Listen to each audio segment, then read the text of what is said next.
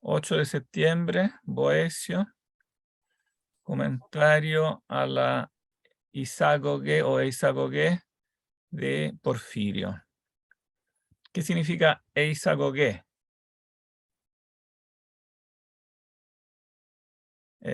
Francisco lo quería decir. Introducción. ¿Cómo? Introducción. Claro, es Acercamiento. la introducción de Porfirio. Bueno, ¿y quién es Porfirio?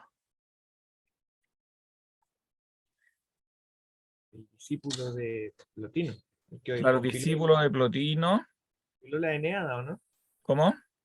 ¿Compiló la Eneada? Es claro, él editó y publicó las Eneadas de Plotino, toda la obra de Plotino, ¿no? Los tratados de Plotino que él reunió en estos grupos de 9 tratados, ¿no? En Eneadas.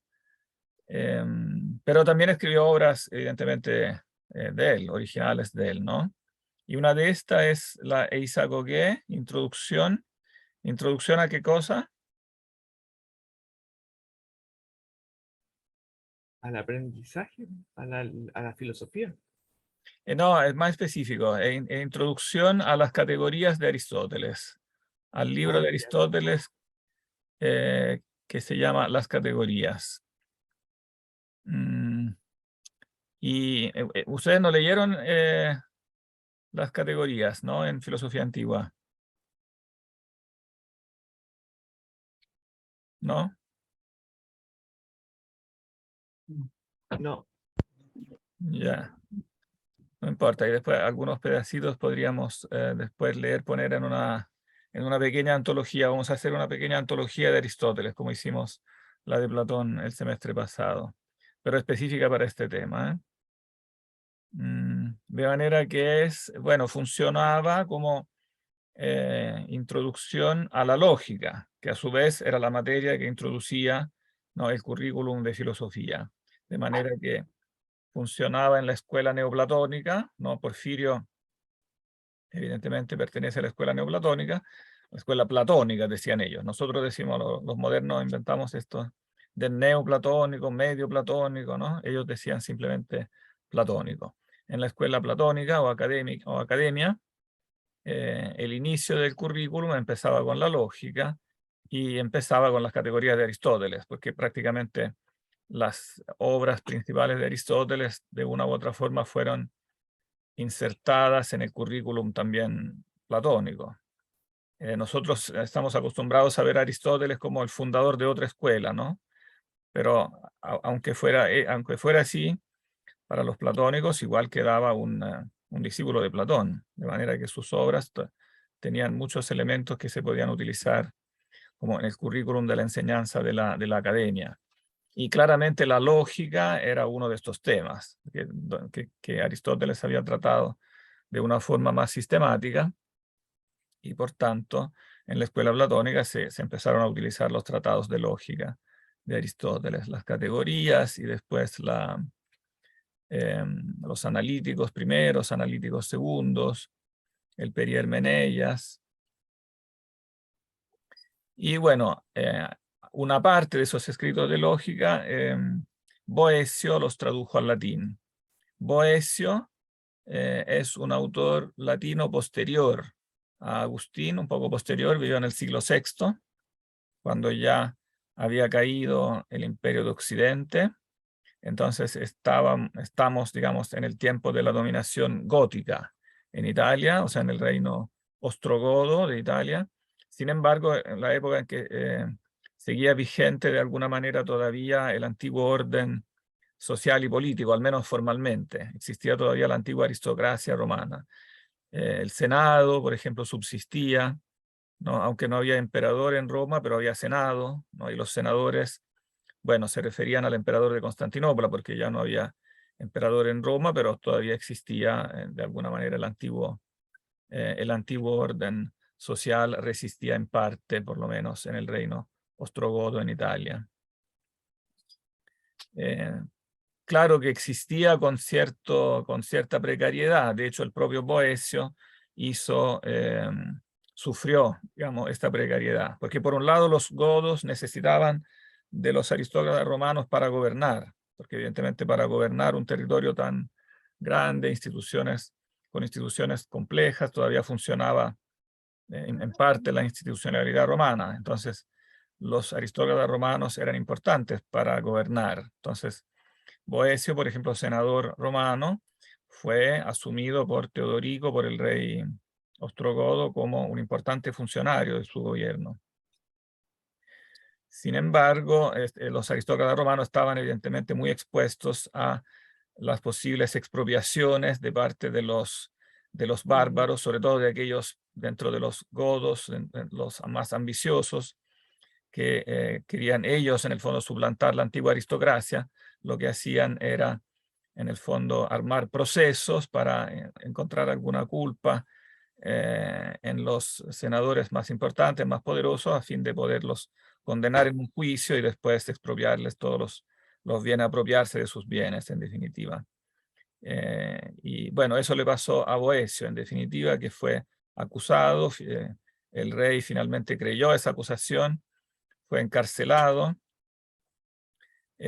Bueno, en este episodio de la cárcel, que fueron varios meses, él logró componer lo que fue después su obra inmortal, digamos, La Consolación de Filosofía, la que yo también aconsejo, puse en el programa para que la leyeran, y aconsejo que vean los videos que grabamos el año pasado, porque ahí comentamos las partes más interesantes filosóficamente de La Consolación de la Filosofía, que pasó a ser un clásico durante toda la Edad Media y, digamos, hasta hoy. Es un clásico de la literatura y de la filosofía, muy interesante.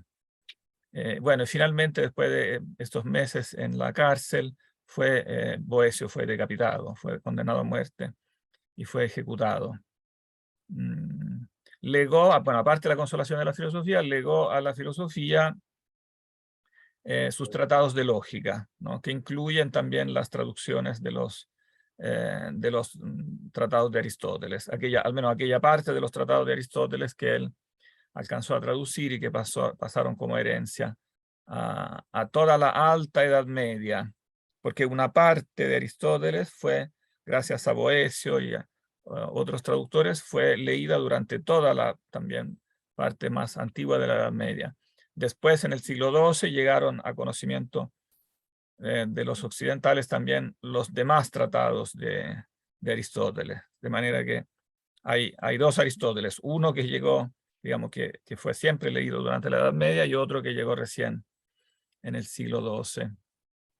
La parte de la lógica que se conoció durante los siglos de la Alta Edad Media es esta que tiene que ver también con nuestro problema de los universales, y en particular esta introducción a las categorías de Aristóteles. O sea, la traducción de Boecio de la obra de Porfirio de introducción a las categorías de Aristóteles, que funcionaba como inicio del currículum de filosofía,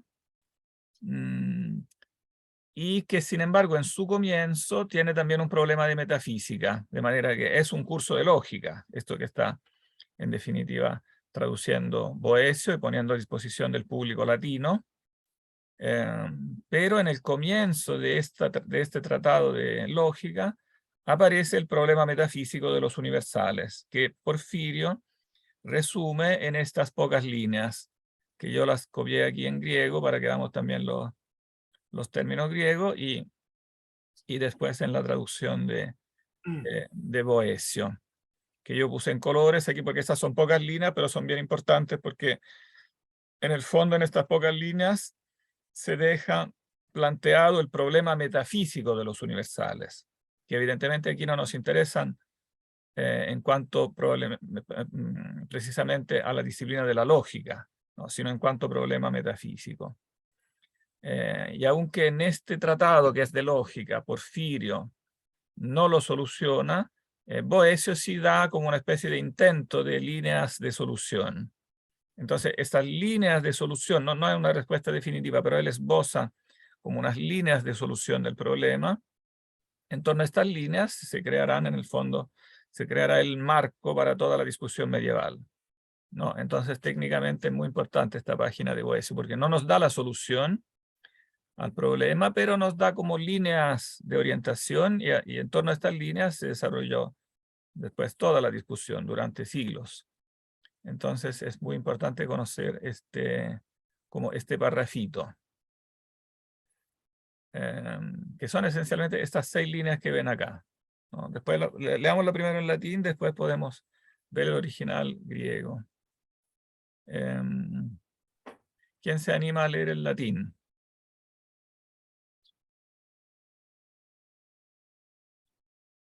Yo puedo leer si quieren. Ya, perfecto.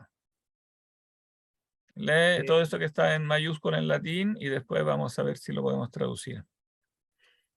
Mox inquit de generibus ac specibus illud quidem sive a subsistunt sive in solis nudisque intellectibus posita sunt sive subsistentia corporalia sunt an incorporalia et utrum separata a sensibilibus an insensibilibus posita et circa ea constantia dicere recusabo. Sí. ¿Quién se anima a traducir?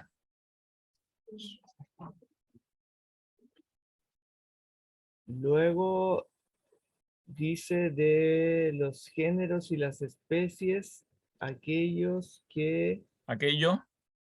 aquello que, a que, Quidem a los sería por cierto, algo así. Aquello por cierto. O sea, y aquí plantea la cuestión. Aquello quiere decir aquella cuestión, ¿no? Entonces, acerca de los géneros y de las especies, que estas dos categorías, géneros y especies, son los que con una sola palabra denominamos universales, ¿no? Son los conceptos universales que pueden ser más o menos genéricos, más o menos específicos. Entonces, los géneros más o menos abstractos y las especies más o menos amplias, ¿no? Todos ellos son los que con una sola palabra después se llamarán universales. Entonces dice, acerca de los universales, sobreentendido, se plantea aquello, o sea, se plantea aquella cuestión. Y aquí parten con las alternativas. Sive, sive, sive. O sea, ¿cuáles son las diferentes alternativas de cómo considerar los universales? Agrego, desde un punto de vista metafísico, ¿no? ¿Cómo hay que considerar los universales en cuanto a su ser? ¿Qué son ellos? ¿Qué son los universales? Esa es la pregunta que se plantea aquí. ¿Y cuáles son las alternativas o los titulares, digamos, de las alternativas de solución? Sigue entonces traduciendo. Sive subsistunt, subsistiendo, subsisten, subsisten y, eh, y, y solo, solo desnudos del intelecto. o literalmente, bueno, esto es, este sive es como alternativo. Sí, o sea, alternativa A, por eso yo le puse A. Sí, caso A, subsisten, o en cambio, sí, alternativa B, están puestos en los solos y desnudos intelectos.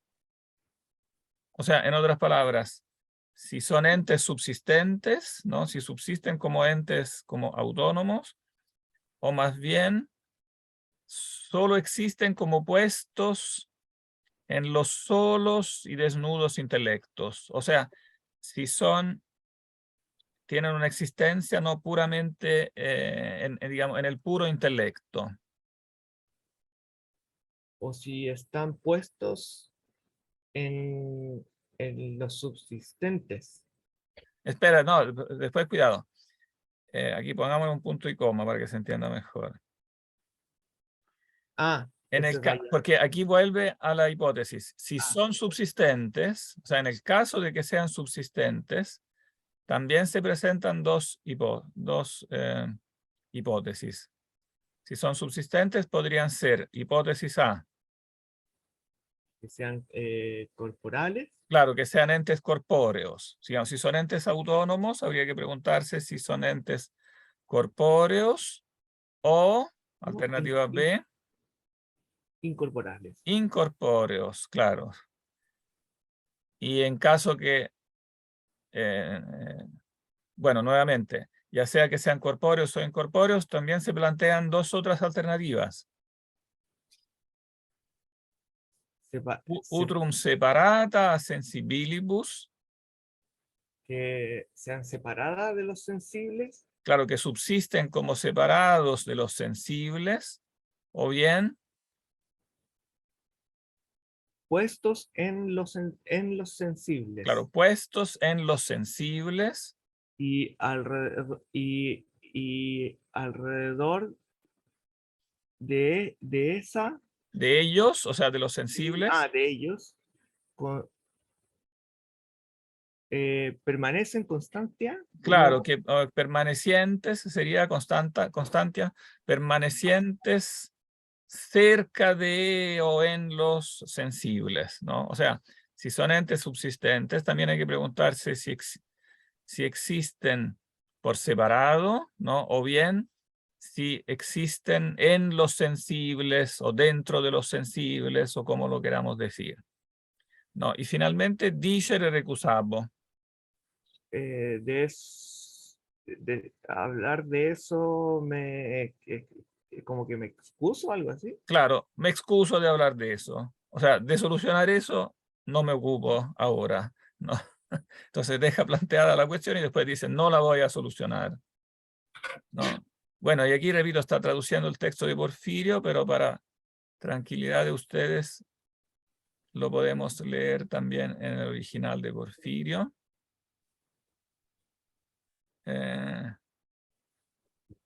Para ver cuáles son las palabras técnicas que usa el griego. Autica, peri, vamos a leer solamente la parte en negrita, que es la parte que cita Boecio. Autica, periton, genon, tecai, eidon, acerca de los géneros y de las especies, ¿no? Genon, kai, eidon. Tomen, o sea, por un lado la cuestión de, eite ufestegen, ufistemi, como subsistir, con también el mismo compuesto hypo en griego, ¿no? Sub, y el verbo istemi sería subsistencia, que subsisten, que tienen subsistencia propia. Hipóstasis sería la misma palabra de donde viene el sustantivo hipóstasis, ¿no? Si son hipóstasis, si son entes subsistentes, eite sería hipotético alternativo, o si son, o sea, keitai yacen, monais psilais epinoiais. Literalmente sería en solos, desnudos pensamientos. Claro, lo que traduce aquí intellectus sería en el fondo pensamiento. O sea, si son entes subsistentes o si son puros pensamientos. O nosotros podríamos decir puros conceptos, ¿no? Aquí se plantea lo que después se dibujará, se esbozará como la contraposición entre la postura realista, ¿no? Que los universales son res, son cosas, son entidades subsistentes, o bien si son puros pensamientos, o sea, puros conceptos. Y en ese caso habrá que ver qué implica metafísicamente, qué significa, qué son metafísicamente los conceptos, ¿no? Kai y festecota, y en el caso que sean subsistentes, si son sómata e asómata, si son cuerpos o si son incorpóreos. Y también la otra cuestión, si son joristá, o sea, separados, ¿no? Esta palabra coristos había sido muy importante en la discusión platónico-aristotélica, ¿no? Porque uno de los puntos clave de la discusión era si las ideas eran separadas, ¿no? Separadas de las cosas sensibles. Coristos, ¿no? Platón había dicho que las ideas estaban en el lugar hiperuráneo, por lo tanto separadas, ¿no? O bien en las cosas sensibles y en torno a ellas subsistentes. O sea, si están, podríamos decir la opción, digamos, más aristotélica, ¿no? Si están, entonces en el cielo, podríamos decir, o en la tierra, dentro de las cosas sensibles, ¿no? y cerca de ellas, como dentro de ellas, una cosa así.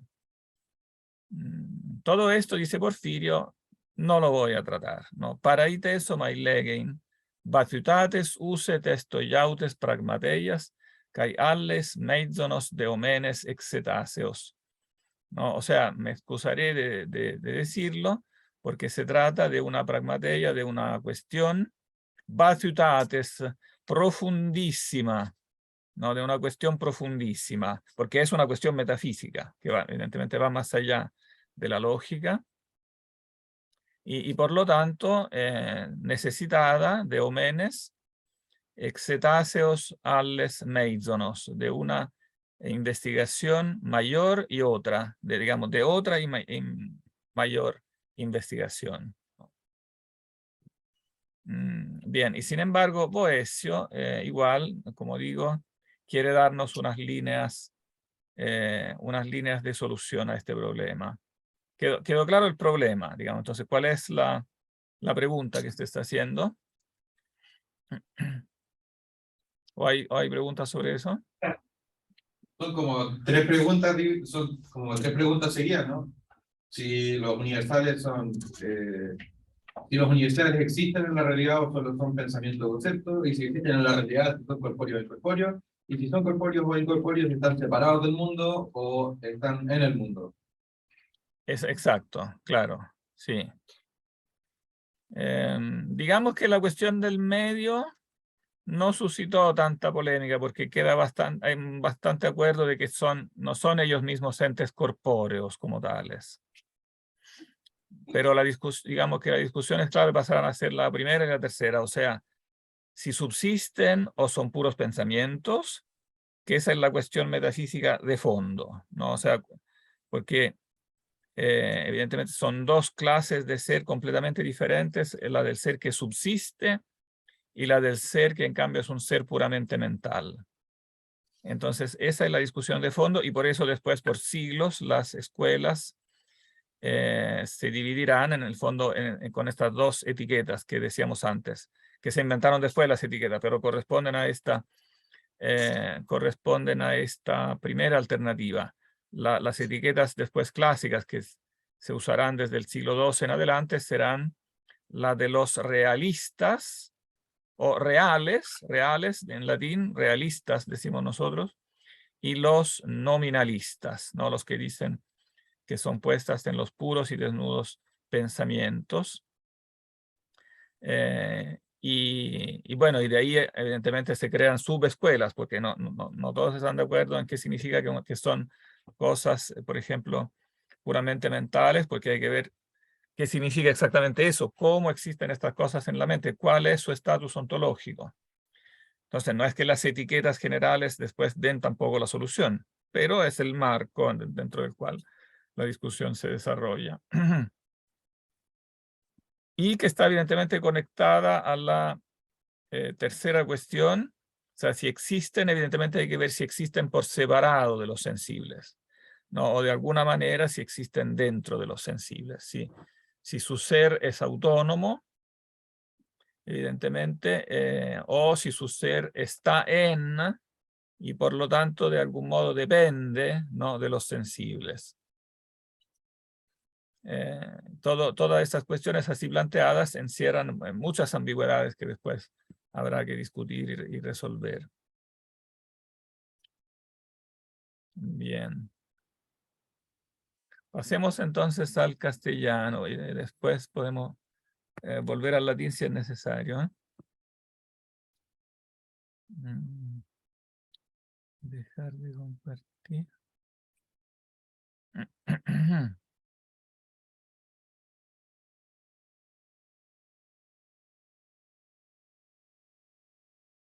Esto traté de traducirlo lo más literalmente posible, de manera que no deberíamos tener problema, pero igual podemos volver al original si es necesario. ¿Quién quiere leer en castellano?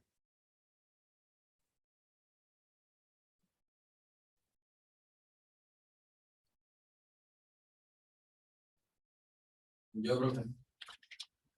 Ya, perfecto. ¿Se ve? ¿Lo pueden ver?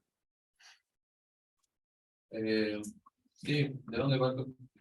De aquí del 03. Paso por alto. Paso por alto, dice, las cuestiones más profundas, para que propuestas al alma del lector de manera inoportuna no perturben sus primeros pasos. Pero para no hacer que el lector fuera del todo negligente, y para que no considerara oculto nada más allá de lo que él mismo había dicho, agregó aquello mismo cuya cuestión él mismo prometió aplazar, de manera que, por un lado, no tratara de manera oscura y profunda el problema, confundiendo la mente del lector, y al mismo tiempo, fortalecido por la ciencia, reconociera lo que era correcto investigar. Esto es como una nota a pie de página, ¿no? No, esto es como una... él va comentando, o sea, podríamos decir que una nota de página en el sentido que, en el sentido que Boecio va comentando el texto de Porfirio, ¿no? Entonces lo que es mayúscula aquí es la cita. Él cita el texto de Porfirio, por eso están las comillas, y aquí es Boecio que habla. Entonces dice, paso por alto, dice, o sea, dice Porfirio, ¿no? Y entonces va comentando lo que Porfirio acaba de decir. Claro, él no solo traduce, sino que también comenta lo que dice Porfirio. Bien, sigue nomás. Pero las cuestiones que dice callar son sumamente útiles y secretas e investigadas por los hombres doctos y no han sido resueltas por muchos. De las cuales, la primera es la siguiente. De todo lo que el alma entiende, o bien concibe con el intelecto lo que existe en la naturaleza de las cosas y se lo representa con la razón, o bien finge para sí con vacía imaginación aquello que no existe. Entonces, se pregunta a cuál de estas dos pertenece la intelección de los géneros y de las otras cosas de este tipo. Se pregunta si entendemos las especies y los géneros como cosas que existen y de las cuales tomamos la verdadera intelección, o bien nos ilusionamos con nosotros mismos o cuando formamos con vana cogitación del alma cosas que no son. Claro, aquí él comenta entonces que implica el primer problema, ¿no? Porque si yo digo que los universales no subsisten, entonces pareciera que cuando yo digo que pienso los universales, estoy pensando algo que no existe. Me explico, cuando yo pienso un gato individual, ¿no? Entonces, con la mente estoy pensando algo que existe. Este gato existe, ¿no? Pero la pregunta es, cuando yo digo, pienso el universal gato, pareciera que a esta cosa que tengo en la cabeza, universal gato, fuera de mi cabeza no le corresponde nada, porque no existen in rerum natura, en la naturaleza de las cosas existen gatos, pero no existe el gato universal. Entonces, cuando yo lo pienso, el gato universal, en mí, ¿no? Como, ¿a qué corresponde fuera de mí? ¿Corresponde a algo subsistente o no? Y si no le corresponde a algo subsistente, entonces pareciera que el gato universal es una pura ilusión. Pareciera que nos ilusionamos con nosotros mismos cuando formamos con vana cogitación del alma cosas que no son. Entonces, la pregunta es muy básica, ¿no? ¿A qué corresponde, en definitiva, aquello que tenemos en nuestra mente? Al pensamiento del singular le corresponde este singular, pero al pensamiento del universal, ¿qué le corresponde? Le corresponde algo que existe. Y si digo que este algo que existe, entonces, ¿dónde está este algo que existe? Y si es algo que no existe, entonces estoy pensando algo que es una pura ilusión. No, este es el problema, digamos, en su raíz, el problema metafísico de los universales.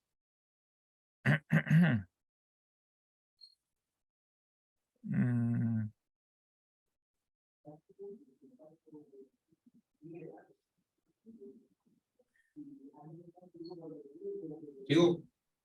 Sigue nomás, sí, porque aquí sigue con el mismo concepto.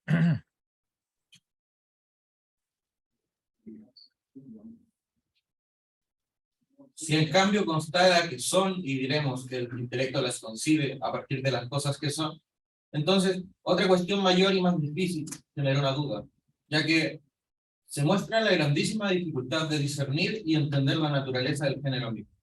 En efecto, dado que todo lo que es necesario que sea o corpóreo o incorpóreo, necesariamente está en una de estas dos clases. ¿De qué naturaleza será entonces lo que será género? ¿Acaso corpóreo o bien incorpóreo? Y, en efecto, no se entiende diligentemente qué cosa es, si no se reconoce en cuál de estas dos clases debe colocarse. Claro, este punto es muy importante, ¿no? Si digo que entonces los universales son, y eso parece una cosa obligada, porque si no, todos nuestros conceptos serían entonces falsos, porque no corresponderían como a nada, ¿no? Como, digamos, para justificar que nuestro conocimiento es conocimiento de algo, ¿no? O en otras palabras, que existe el conocimiento, ¿no? Si ha de existir el conocimiento, entonces debe ser a partir de cosas que son, ¿no? Pero entonces, claro, surge ahí, a partir de ahí el problema de qué clase de cosas son estas, ¿no? La naturaleza del género mismo. Nosotros diríamos la naturaleza metafísica, o sea, qué clase de ser es el género mismo. El género tomado aquí como sinónimo de universal. Puede ser más genérico, más específico, ¿no? Porfirio diseñó todo un árbol de los universales, un árbol que de la raíz va hacia la cumbre de este árbol y va de lo más genérico a lo más específico. Entonces no es que géneros y especies sean rígidos, sino que simplemente son grados en el fondo grados de abstracción. Se va de lo más específico a lo más genérico hasta lo más universal. Entonces, bueno, la primera pregunta metafísica es si se trata de algo corpóreo o incorpóreo, ¿no? Esa es la primera pregunta. ¿A qué gran reino como del ser pertenece el universal, si es corpóreo o incorpóreo? Bueno, y esa evidentemente la pregunta aquí es antigua y es lo que había sido el descubrimiento platónico del ser incorpóreo, ¿no? Precisamente de ahí surgía la idea platónica de que existe un mundo incorpóreo, porque precisamente viene de esa observación, que el universal, ¿no? Aquello que es uno, que la mente piensa uno más allá de los muchos, como es la fórmula platónica, en para por la, el uno más allá de los muchos, que no es ninguno de estos muchos, tiene un ser, por lo tanto, que transciende lo corpóreo, y por lo tanto debe ser colocado en un mundo incorpóreo, en otro mundo. Existe otro mundo, existe otra dimensión de la realidad, una dimensión invisible, el mundo de las ideas, ¿no? Y de ahí después la respuesta, o sea, lo que había llevado al debate Aristóteles, diciendo, bueno, pero si es que las ideas están en otro mundo, ¿cómo se contactan después con el mundo de acá? ¿No? Entonces, el problema que surgía de esa discusión.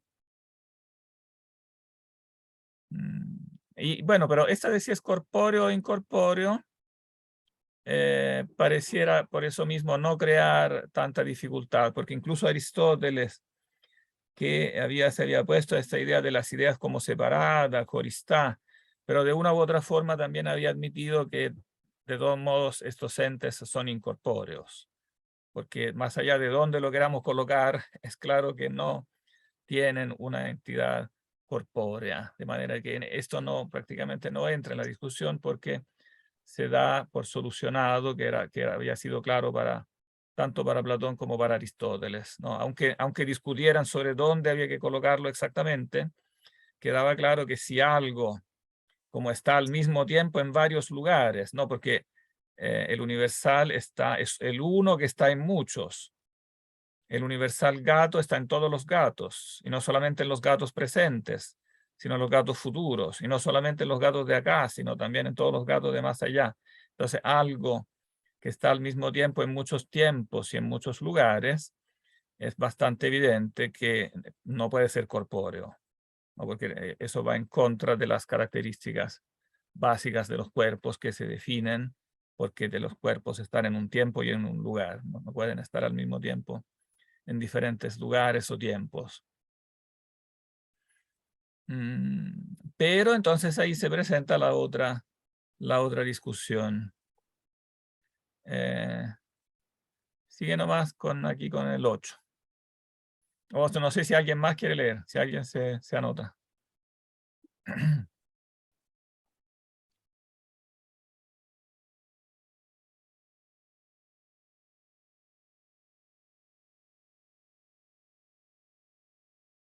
¿No? Digo yo nomás, pero Ya. igual cumple mi sueño muerto de ser actor de voz. Ya. Perfecto. Pero tampoco cuando se haya solucionado esta cuestión se excluirá toda la ambigüedad. En efecto, si se dijera que el género y la especie son incorpóreos, una cuestión asalta la inteligencia y la detiene, pidiendo ser resuelta. Si acaso ellos, el género y la especie, subsisten junto con los cuerpos, circa corpora, o bien parezcan que sus subsistencias incorpóreas más allá de los cuerpos, traes del corpora. Por cierto, existen dos formas de cosas incorpóreas, algunas que pueden existir como distintas más allá de los cuerpos y perduran en su incorporeidad separadas de los cuerpos, como Dios, la mente y el alma, y otras, en cambio, siendo incorpóreas, sin embargo, no pueden existir más allá de los cuerpos, como la línea, la superficie, el número o las cualidades individuales, que, si bien las decimos incorpóreas, porque no se extienden por un espacio tridimensional, sin embargo, de tal manera están en los cuerpos, que no pueden ser extirpadas, o si son separadas de los cuerpos, de ningún modo permanecen. Sí, y aquí ya hay un problema. Bien, esta oposición evidentemente es tradicional, ¿no? Si subsisten junto con los cuerpos, peri, decía el griego, ¿no? Circa, corpora, en los cuerpos, junto con los cuerpos. Podríamos etiquetar esto como la tendencia aristotélica, ¿no? O bien parezcan ser sus subsistencias incorpóreas más allá de los cuerpos, preter corpora, ¿no? O sea que están en otro lado, en otra dimensión. Y aquí introduce una precisión importante, que hay dos formas de cosas incorpóreas.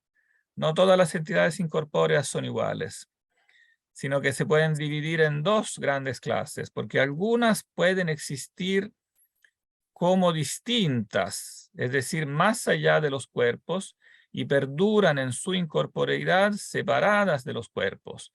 O sea, en otras palabras, puede haber cosas incorpóreas que son sujetos reales, como es, por ejemplo, Dios, la mente, el alma, o sea, personas de naturaleza espiritual que subsisten más allá de los cuerpos, que entonces son incorpóreas, pero incorpóreas de un modo distinto a como son incorpóreos los puros conceptos abstractos, como puede ser, por ejemplo, el concepto de la línea, la superficie, el número, las cualidades individuales, ¿no? Porque todas estas cosas, dice él, que es una forma discutible de expresarse, digamos, podemos ahora discutirla, dice, si bien las decimos incorpóreas, porque es claro que el concepto de la línea es algo incorpóreo, cuando yo digo que está en la línea, como si trazo una línea,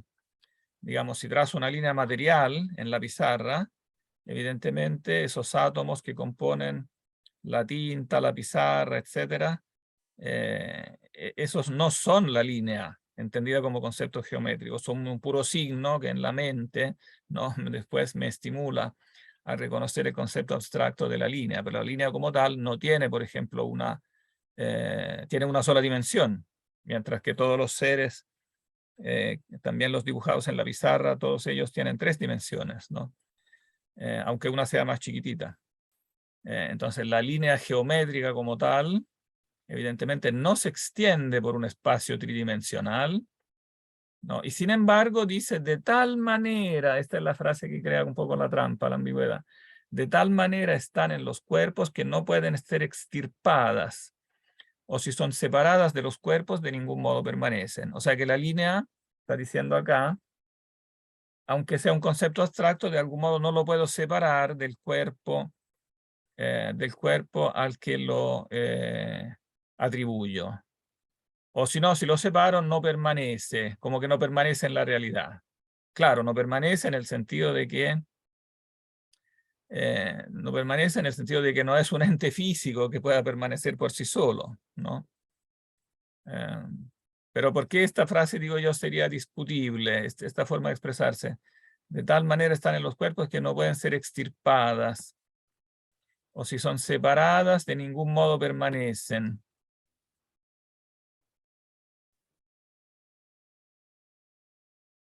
Porque ahí estaría hablando de nuevo como que si fuesen cuerpos. Claro, porque en el fondo estaría, después de haber excluido que es algo corpóreo, ¿no? Habiendo dicho que es algo incorpóreo, entonces después sigue hablando de extirparlas, ¿no? O separarlas.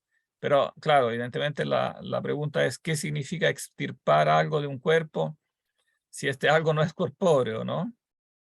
Y es bastante claro que entonces la línea o todo concepto abstracto sí lo puedo separar del cuerpo, si por separar entiendo algo incorpóreo. Evidentemente, no es que lo estoy separando corpóreamente, ¿no?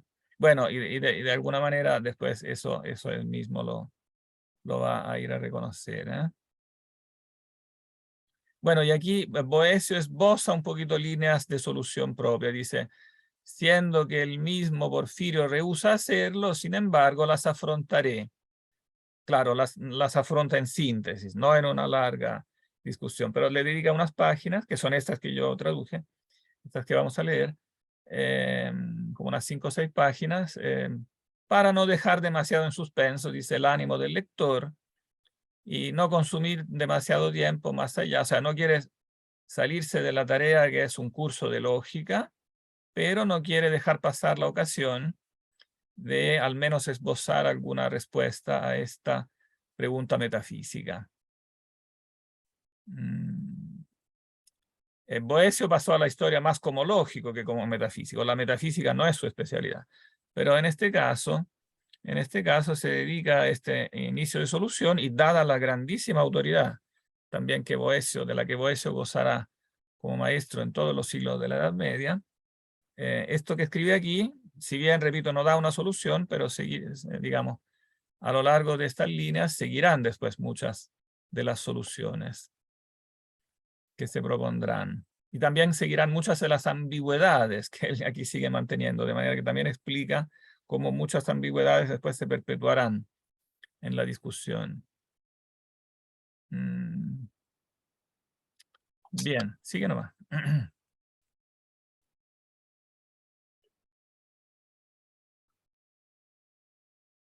En primer lugar, sí, perdón, sí. En primer lugar, entonces, propondré pocas cosas bajo la ambigüedad de la pregunta, pero después intentaré solucionar y explicar el nudo mismo de la duda. Los géneros y las especies o son y subsisten, o bien se forman en el intelecto y con el puro pensamiento. Pero los géneros y las especies no pueden ser, y esto se entiende de las argumentaciones siguientes.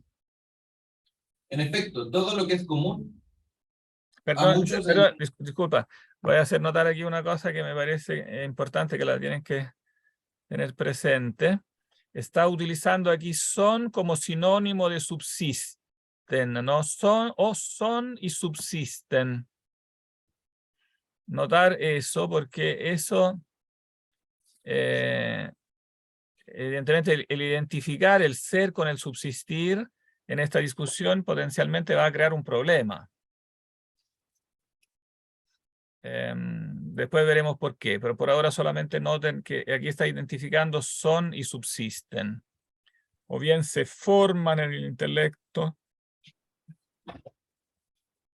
y con el puro pensamiento.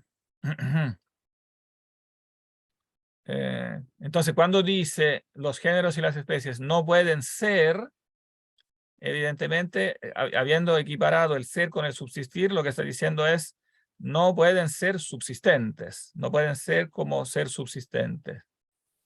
¿no? Y esto se entiende de las argumentaciones siguientes. Sigue nomás.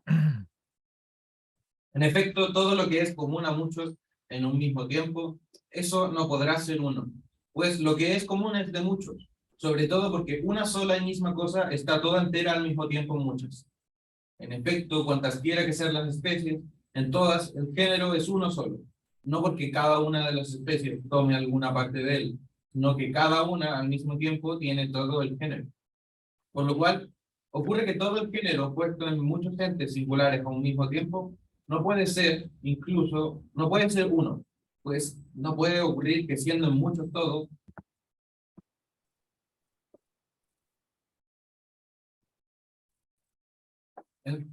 que siendo en muchos, en todo entero, a un mismo tiempo, en sí mismo sea numéricamente uno. Y si esto es así, el género no puede ser algo uno. Y lee todavía un numerito.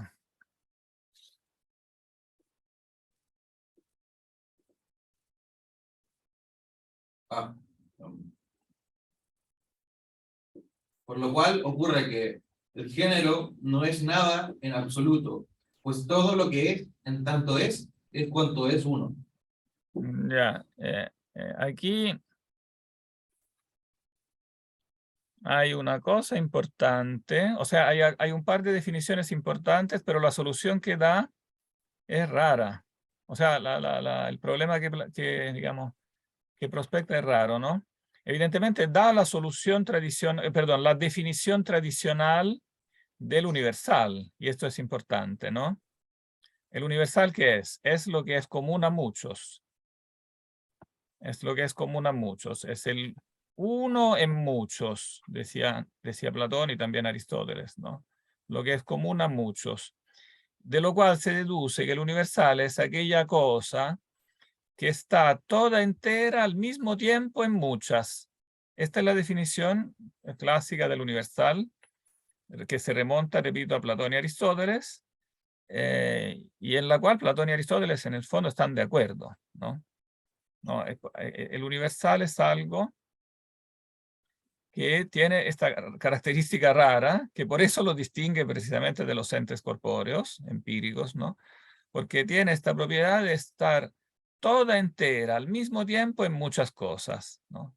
No se trata de que las cosas tengan una parte, ¿no? Cuando yo digo que el gato universal está en todos los gatos, el concepto de gato está en todos los gatos, no digo que cada gato tiene una parte del concepto. Si tuviera solo una parte del concepto de gato, ya no sería un gato, sería otra cosa. Para ser un gato tiene que estar en él todo el concepto de gato, tiene que responder a toda la definición de gato, ¿no? Entonces puede decirse que el concepto de gato está en todos los gatos, todo entero, ¿no? Al mismo tiempo en muchos, en la multitud de los gatos, presentes, pasados y futuros, presentes y ausentes, etc. Y lo mismo se aplica al género en relación con la especie. En la especie gato está presente el género animal. Y todos los gatos son enteramente animales. No es que esté una parte del concepto de animal. El concepto de animal está todo entero en la especie gato, ¿no? Entonces, tanto en los individuos como en las especies, lo que es más universal está todo entero en lo que es más particular y no en parte. No es que cada una de las especies tome alguna parte de él. No, eso que no se puede dividir en partes, precisamente es aquello que hace entender que el universal es algo incorpóreo, porque lo corpóreo se divide en partes, pero lo universal no se divide en partes. Pero de aquí Boecio saca la extraña consecuencia de que entonces no puede ser uno, pues no puede ocurrir que siendo en muchos todo entero a un mismo tiempo en sí mismo sea numéricamente uno. Y entonces si no es uno, no es nada en absoluto, porque todo lo que es en tanto es en cuanto que es uno. Pero esta cosa que dice acá es discutible, la podrían ustedes fácilmente refutar, ¿no? ¿Cómo se podría refutar esto? Que no es verdad en realidad, ¿no? Que no puede ser uno porque siendo en muchos todo entero a un mismo tiempo, no sería posible que en sí mismo sea numéricamente uno. Aquí hay evidentemente una falacia basada en qué cosa.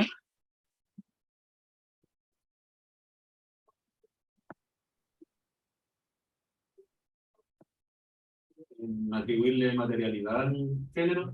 De nuevo, encubiertamente, ¿no? Le está atribuyendo materialidad.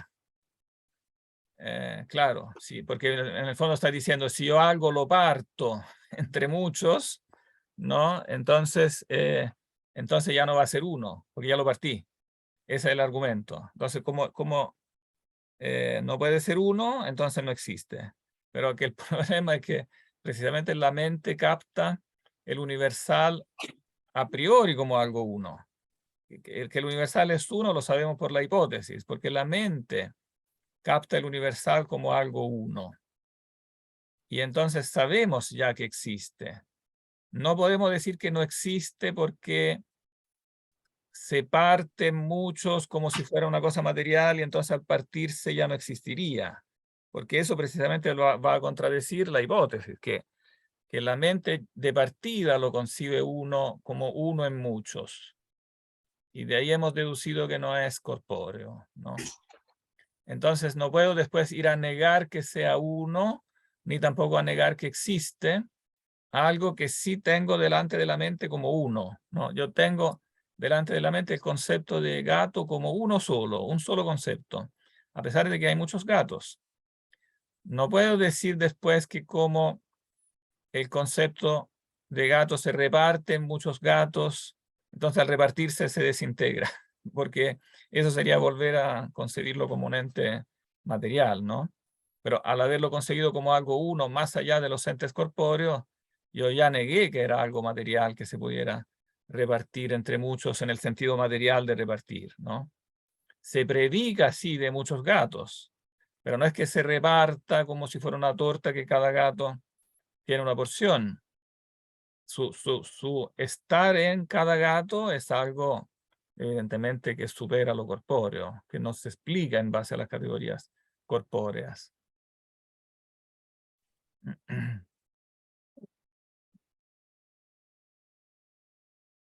Entonces, de ahí que está esa ambigüedad. Cuando yo digo puesto en, ¿no? Todas estas fórmulas puesto en, estar en, siempre están a riesgo directo de encubiertamente reinsertar, ¿no? Una supuesta corporalidad de este ente. Pero claramente este ente de partida habíamos visto que no podía ser corporal, ¿no? Y precisamente lo hemos concebido como uno a partir de su incorporalidad, a partir del hecho que no lo podemos comprender en base a las categorías físicas, ¿no? Porque no responde a las categorías físicas, escapa a las categorías físicas. Entonces no las podemos después reintroducir, estas categorías físicas, para negar que ese ente exista, porque delante de la mente existe, ¿no? Y de ahí que es ambiguo lo que yo decía antes, cuando se dice que se pone esta alternativa: los géneros y las especies o son y subsisten, o bien se forman en el intelecto. Pero la pregunta lo que uno podría observar aquí es, lo que se forma en el intelecto no es algo que existe, no, digamos, no tiene un modo de existencia también, y si tiene un modo de existir, un modo de ser, entonces no podemos simplemente contraponer como aquí el ser y no ser. Tenemos que investigar más a fondo si existe más de un modo de ser, en definitiva, ¿no? O sea, un modo de ser que es el subsistir y un modo de ser que no es el subsistente, pero que está en la mente, pero que de todos modos es un modo de ser. Bueno, y esta investigación de este otro modo de ser, yo diría, es precisamente la hazaña fundamental de la filosofía medieval, digamos, es aquello que yo diría como el descubrimiento fundamental, el haber investigado y dadole entonces un estatus, un carnet de identidad a este otro modo del ser, que es el ser en el intelecto, ¿no? que es, digamos, la manera en que la filosofía medieval solucionó, aunque no lo solucionó del todo, pero digamos que se encaminó decisamente hacia una solución de algo que en la filosofía antigua, en cambio, había quedado completamente aporético, había quedado en aporía, esta discusión entre Platón y Aristóteles sobre el lugar de las ideas, ¿no? Finalmente no había sido solucionada, había quedado como una pregunta, como lo manifiesta el mismo texto de Porfirio, ¿no? Esta investigación es profunda y merecería más investigación, etcétera. En el fondo registra que permanecía eso como una pregunta abierta.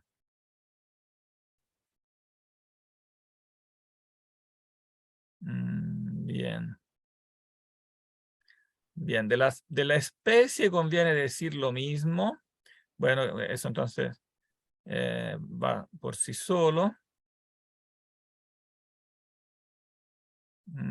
Pero igual leámoslo, aunque repita algo, no importa. ¿Algún otro voluntario?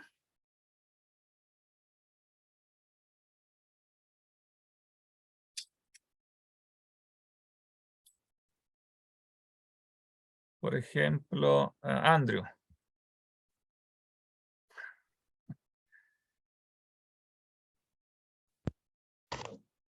Está bien, libre y voluntariamente me postulo.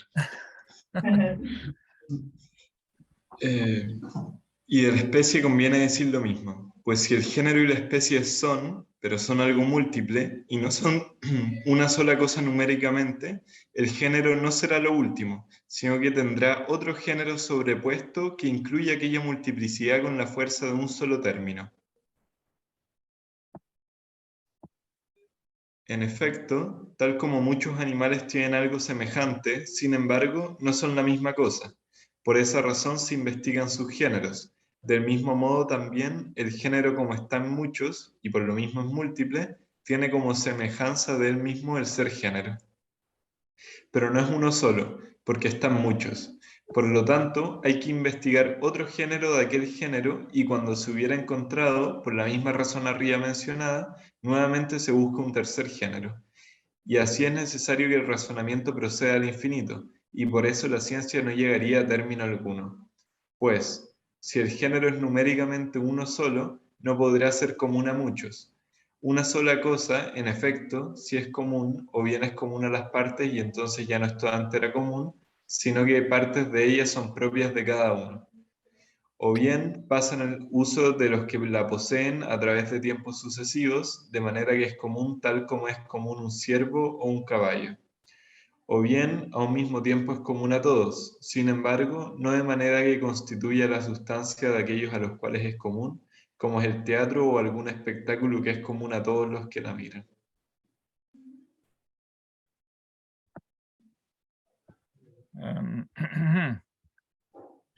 Aquí tenemos un poco la misma ambigüedad. Voy a poner todo lo que me parece ambiguo en verde.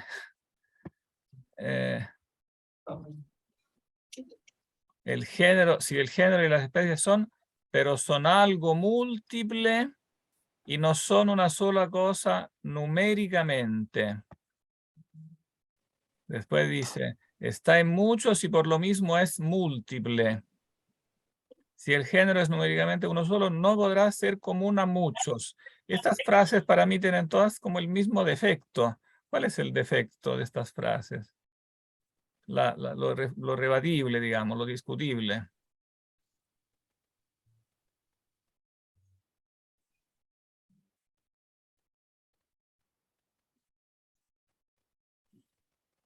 Que quizás que como no distingue que hay varias formas de ser, trata a los géneros, igual que antes, como algo material que se descompondría si es que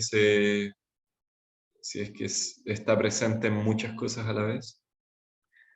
Es claro, claro, porque en el fondo cuando dice son, pero son algo múltiple, pero ¿qué significa decir que el género es algo múltiple? Porque una cosa se convierte en múltiple porque se multiplican los entes de los cuales ese universal se predica, pero eso es evidentemente falso, porque cuando yo digo que el concepto de gato se predica de múltiples gatos, eso no significa que el concepto de gato él mismo sea algo múltiple. Él sigue siendo un solo concepto de gato. No se multiplica al multiplicarse los gatos, porque eso es precisamente lo que constituye su naturaleza, el ser uno en muchos, el ser uno que se predica de muchos, el ser uno que tengo en la mente, pero que en relación con él pienso los muchos gatos. Si yo lo multiplico, si yo digo que el concepto de gato se multiplica con los gatos, digo una cosa evidentemente contradictoria, porque entonces no serían gatos. No podría usar la palabra gatos en plural. Yo uso la palabra gatos en plural porque de cada gato se predica lo mismo. Si de cada gato se predicara una cosa diferente, entonces ya no serían gatos, serían X, serían cosas desconocidas de las cuales ya no sé qué es lo que estoy predicando. No, yo los llamo gatos por cuanto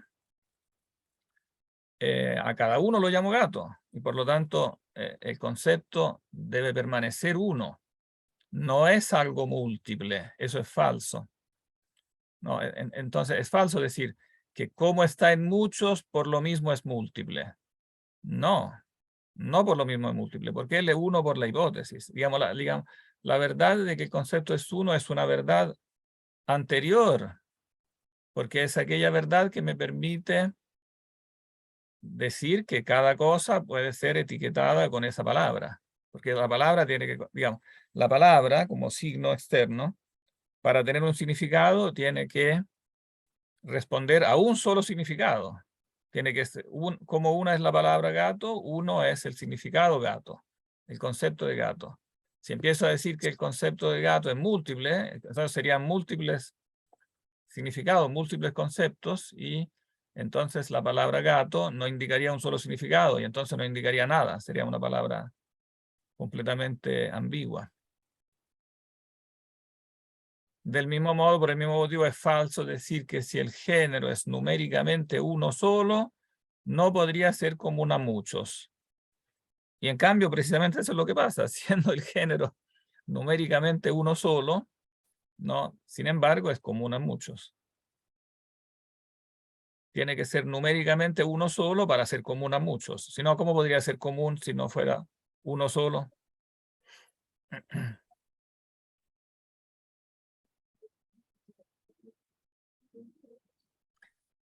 Ahora, una cosa importante precisa acá, cuando dice que es común a todos, pero no de manera que constituya la sustancia de aquellos a los cuales es común, como es el teatro o algún espectáculo que es común a todos los que lo miran. Claro, cuando yo digo común, tengo que precisar que es común en un sentido sustancial, en algo que indica la sustancia, que no es lo mismo que cuando yo digo que tenemos en común algo extrínseco a nosotros. Si yo digo que todos vamos al teatro y que entonces el espectáculo que vemos es común a todos nosotros, evidentemente es común en el sentido que todos lo vemos, pero no en el sentido que el teatro constituya la esencia de cada uno de nosotros.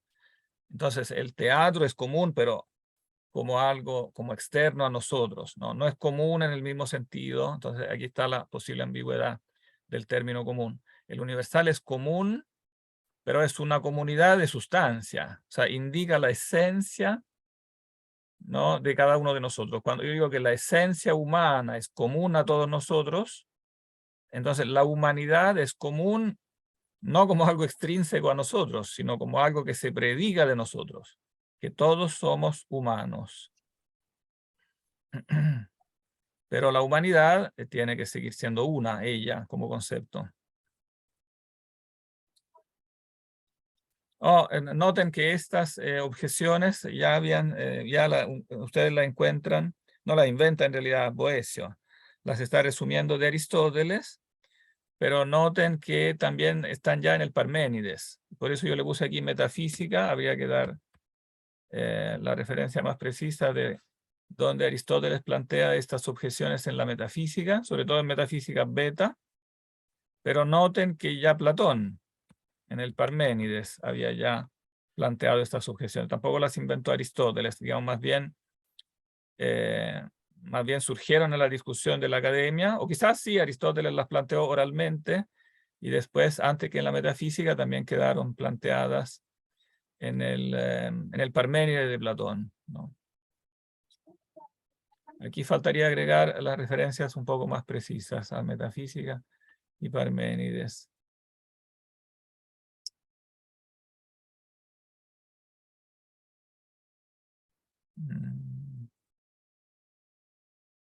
Claro, y bueno, aquí precisa entonces con lo que decíamos antes.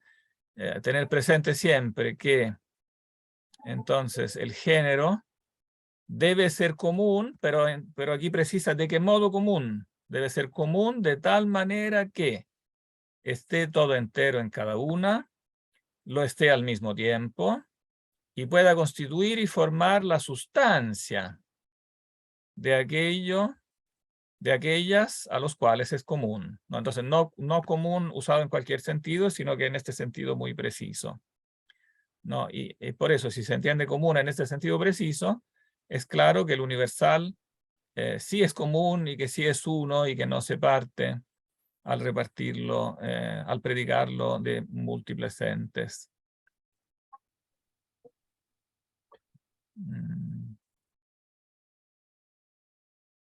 Sigue nomás.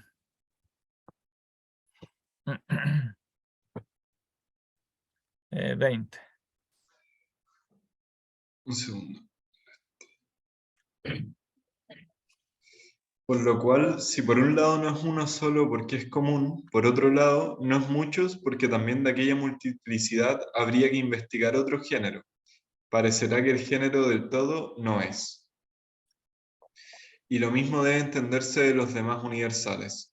Pues, si los géneros y las especies y los restantes universales son solamente comprendidos por las intelecciones, dado que toda intelección se produce desde una cosa subyacente, o bien lo es tal como la cosa es, o bien tal como la cosa no es, pues de ningún sujeto no puede producirse intelección alguna. Sí, aquí les hago observar, bueno, lo que yo pongo entre corchetes, estos corchetes cuadrados lo agrego yo. Aquí agrego la palabra técnica universales, que digamos que se utilizará después, ¿no? Aquí no se utiliza, se dice géneros y especies, ¿no? Pero cuando dice de los demás, aquí se refiere a esta clase de entidades, la misma que después se llamarán universales, ¿eh? Si los géneros y las especies... o sea, la palabra existía, ¿eh? No es que la inventaron, porque la palabra griega existía en griego, pero en latín no está todavía como canonizada esta palabra universales. ¿Cuál es la palabra griega que indica el universal? Claro, katolu. Catholu. Katolu. Katolu. Literalmente sería en todo, ¿no? Kata y olos todo, en todo. Kata olon. De ahí después traducirán universal. Katolu. De lo cual viene también la denominación católico, ¿no? La iglesia católica es la iglesia universal, pero ese es otro uso, evidentemente. Oh, y aquí viene uno de los puntos dolientes, claro, uno de los puntos clave de esta discusión. Que precisa el problema como lo dijimos antes. Si los géneros y las especies y los restantes universales son solamente comprendidos por las intelecciones, dado que toda intelección se produce desde una cosa subyacente, o sea, tiene que haber una cosa de la cual se produce la intelección, o bien lo es tal como la cosa es, o bien tal como la cosa no es, ¿no? Aquí hay un punto clave, ¿no? Porque aquí supone algo que también podría ser discutible, ¿no? Que toda intelección se produce desde una cosa subyacente, o sea, que en último término la entidad de la cual la intelección se produce es una cosa, en el sentido de cosa real, ¿no?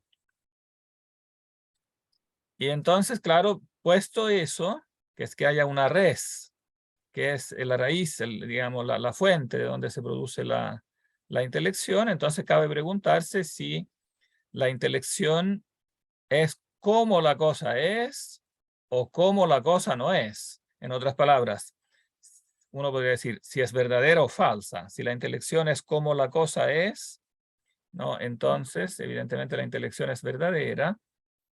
Y si como la cosa no es, entonces la intelección es falsa.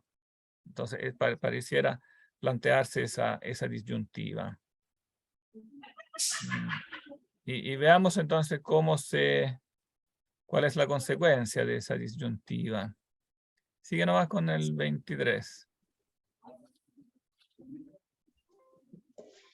Si la intelección del género y la especie y de los demás universales viene de una cosa subyacente, de tal manera que la cosa que entiende tal como es, ya los universales no solo están puestos en el intelecto, sino que tienen existencia también en la verdad de las cosas.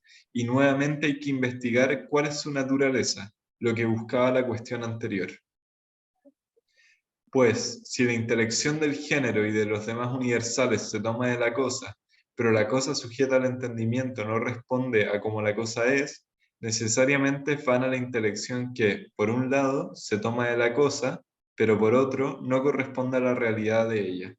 Eso es, efectivamente, lo falso, aquello que se entiende de manera distinta a cómo la cosa es.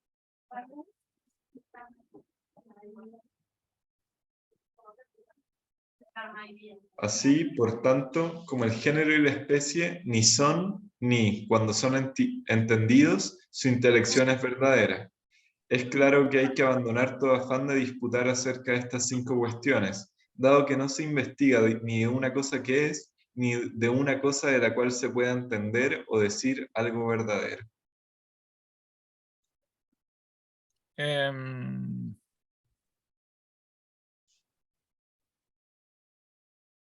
Aquí entonces, ¿qué está diciendo?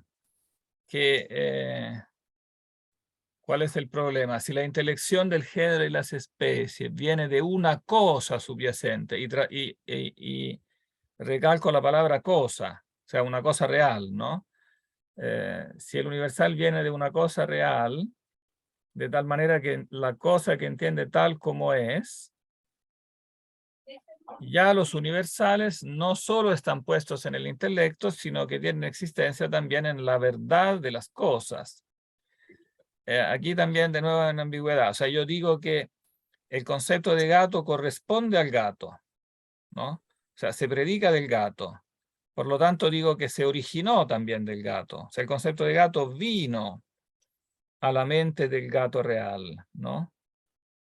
Pero el gato pensado, como gato individual, sí corresponde a este gato. O sea, tiene una cosa subsistente que le corresponde a la realidad. Pero el gato universal no tiene una res a la que corresponde, al parecer, ¿no? Porque no hay ninguna cosa fuera de mí que sea un gato universal. Y entonces parece que no le corresponde a nada. Entonces nuevamente estamos con el problema. Este gato universal, ¿a qué corresponde fuera de mí? No, si es algo que está solo dentro de mí y no corresponde a nada, entonces eso pareciera identificarse con la definición de lo falso. Lo falso es lo que yo tengo en la mente, pero que no corresponde a nada en la realidad. No corresponde a cómo la cosa es. Porque el gato en la realidad, como el gato es un gato particular. Entonces, si yo tomo el gato abstracto, pareciera que este gato abstracto no corresponde a nada fuera de mí. Y si está solo en mí, en ninguna otra parte, pareciera algo completamente subjetivo en el sentido de falso, no corresponde a nada, no corresponde a nada que es, ¿no? No corresponde a la realidad de ella. Eso es efectivamente lo falso, aquello que se entiende de manera distinta a cómo la cosa es. Entonces, claro, parece llegarse a una contradicción tal que entonces estas preguntas serían estas preguntas serían insolubles, ¿no? Pero dice nosotros igual trataremos de resolverlas, ¿no? Igual trata de darnos alguna pista para hacer con el acuerdo de Alejandro, ¿no? Y bueno, aquí se beneficia del comentario de Alejandro de Afrodisia, que era uno de los comentaristas más importantes de Aristóteles, Alejandro de Afrodisia. El comentario de Alejandro de Afrodisia ha llegado hasta nosotros, un comentario importante sobre Aristóteles para tenerlo en cuenta.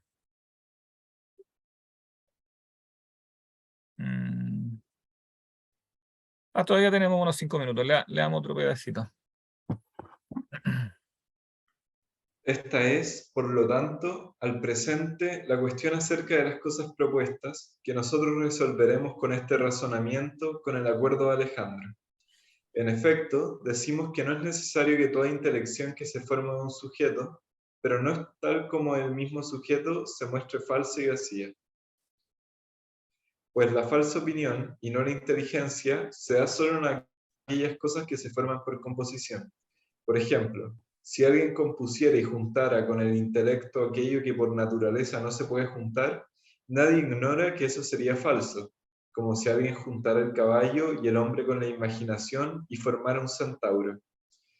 Pero si esto ocurriera por división y abstracción, ciertamente la cosa no es tal como la intelección, y, sin embargo, aquella intelección no es en absoluto falsa, pues hay muchas cosas que tienen su ser en otras cosas, de las cuales o bien no pueden separarse en absoluto, o bien, si se separaran, de ningún modo subsistirían.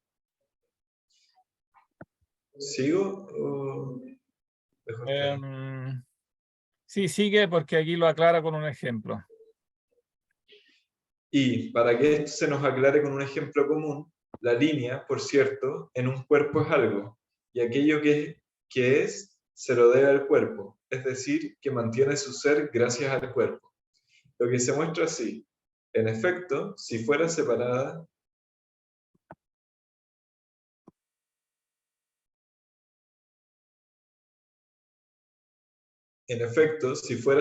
del cuerpo, no subsistiría, pues, ¿quién alguna vez tomó mediante algún sentido una línea separada del cuerpo? Pero el alma, después de recibir en sí misma de los sentidos cosas confusas y mezcladas, las distingue con su propia potencia y reflexión. En efecto, todas las cosas incorpóreas de este tipo, que tienen su ser en los cuerpos, el sentido las transmite a nosotros junto con los mismos cuerpos. Pero el alma, por su parte, que tiene el poder tanto de componer las cosas separadas como de analizarlas compuestas, distingue de tal manera las cosas que son transmitidas por los sentidos confusas y conjuntas a los cuerpos, que contempla y ve la naturaleza incorpórea por sí misma y sin los cuerpos en los cuales se concreta. En efecto, son diversas las propiedades de las entidades incorpóreas mezcladas a los cuerpos, aunque sean separadas del cuerpo.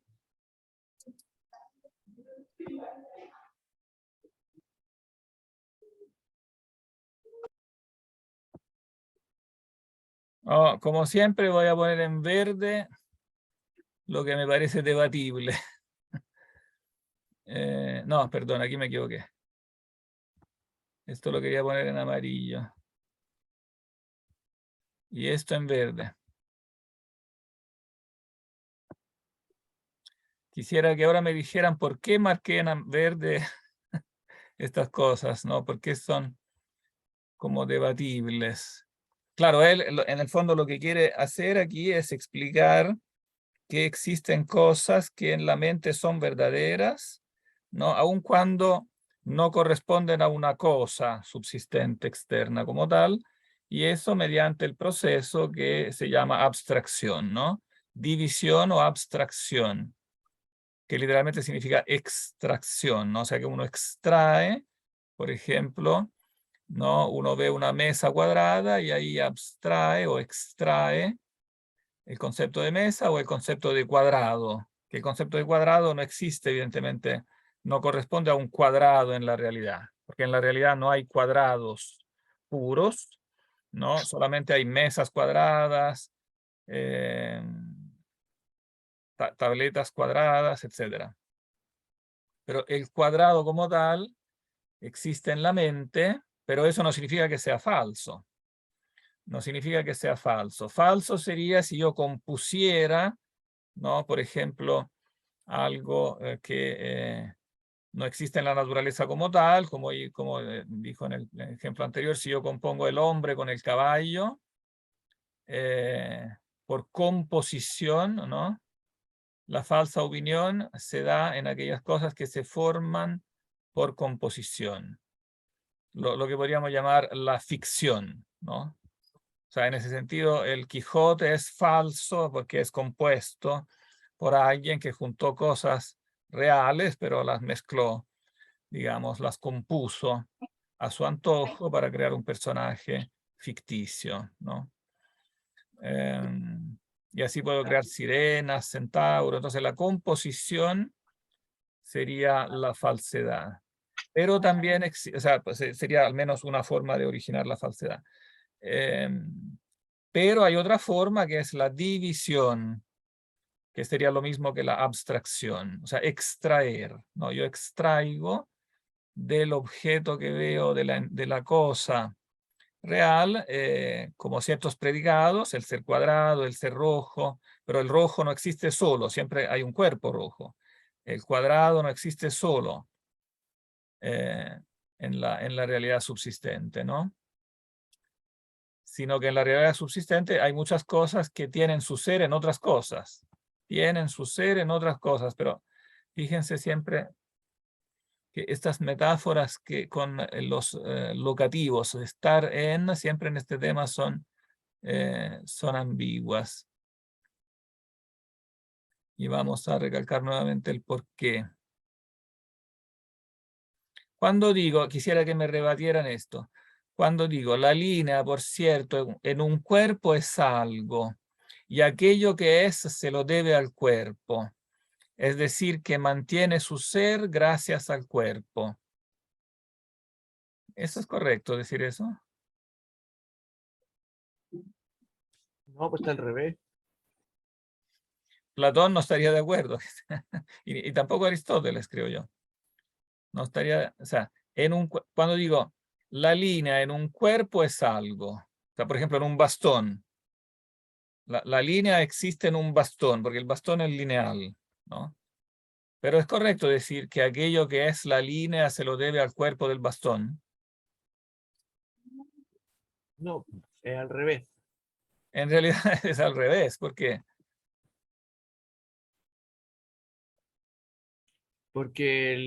Porque es gracias a que está contenido en la verdad en la verdad del logos está contenida la línea que nos permite, por una parte, percibir y proyectar cuerpos lineales. claro, claro, es decir, la línea existe antes que el bastón. Y hay una manera muy simple de probarlo. Aquí se dice, si fuera separada del cuerpo, no subsistiría. Aquí hay una ambigüedad fundamental en este tema. O sea, es verdad decir que, digamos, si yo separo, si yo rompo el bastón, entonces la línea no subsiste.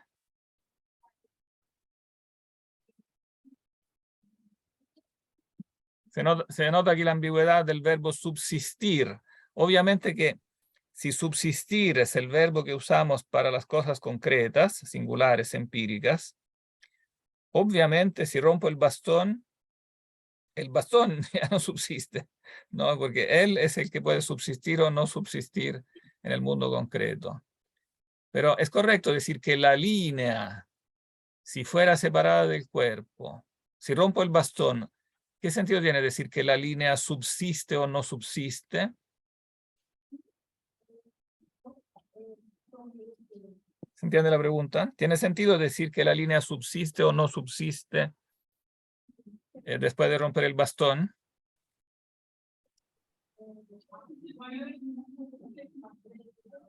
No tiene sentido porque es como decir que es como los dinosaurios, pues los dinosaurios no ya no subsisten en la vida en el planeta, pero igual hablamos de ellos y los estudiamos.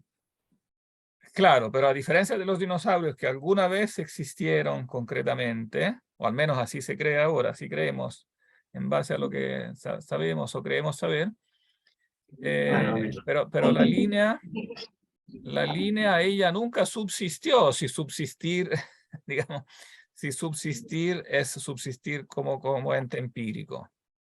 Ella nunca fue un ente empírico. Cuando se dice que es en el bastón o existe en el bastón, ¿no? Estamos siempre con la ambigüedad del qué verbo de ser estamos usando, ¿no? Claro, ella es en el bastón, pero nunca subsistió como un ente concreto, como un ente empírico real, ¿no? Y entonces decir que es separada, o sea, separada, en el fondo estoy usando esto como metáfora, si es abstraída por la mente y entonces existe delante de la mente, pero ella como tal tiene un modo de existencia diferente, ¿no? Que hace que le sea inaplicable el verbo subsistir, si subsistir se lo estamos aplicando a las cosas reales, ¿no? Entonces ella no cambia en nada, ¿no? No puede sufrir ninguna separación ni ningún cambio, porque ella como tal, como la mente la percibe como ente real, como ens rationis, como dirán después los escolásticos, existe en sí sin ninguna interferencia con los entes reales. No le afecta en nada que un ente real se destruya o se construya. Cuando construyo un bastón o cuando destruyo un bastón, la línea como tal, como ente mental, no sufre ninguna alteración, ninguna separación, no nace ni muere, ni cambia de lugar, porque ella escapa completamente a estas categorías, ¿no? Bien, parece que aquí ya estamos pasando de la hora y los van a echar de la sala. Pero solamente redondear esto, los últimos 20 segundos, con esta ambigüedad que aparece aquí la misma, ¿no? Las cosas incorpóreas de este tipo, dice, que tienen su ser en los cuerpos. Pero ¿cómo pueden las cosas incorpóreas tener su ser en los cuerpos? Eso claramente es contradictorio, ¿no? Se predican de los seres corpóreos, pero es claro que no tienen su ser en los cuerpos, ¿no? Su ser es un ser que existe en sí, ¿no? Que no tiene una relación de efecto, no es un efecto o un accidente de los cuerpos, ¿no? Sino que al revés es el cuerpo quien se forja, se diseña en base a estos conceptos que son realidades incorpóreas completamente diferentes, que tienen diferentes propiedades, son diversas. Esto es correcto, ¿no? Son diversas las propiedades de las entidades incorpóreas, ¿no? Y por lo tanto decir que se mezclan a los cuerpos no tiene sentido. No pueden mezclarse con los cuerpos. Eso de mezclarse, evidentemente, contradice su naturaleza corpórea. Bien, dejémoslo aquí porque vamos a tener que desocupar la sala. Llegamos a un punto importante, casi terminamos aquí. La próxima vez entonces vamos a terminar este texto y empezar el siguiente. Bien, cualquier otra duda, pregunta, ahí anótenla para partir ya la próxima vez con alguna pregunta si les quedó. Bien, un gusto entonces y nos vemos el miércoles. Vale, profe, un Chao. gusto. Que estén Gracias. bien. Gracias. Igual, gracias por la clase. A ustedes. Vamos a detener grabación.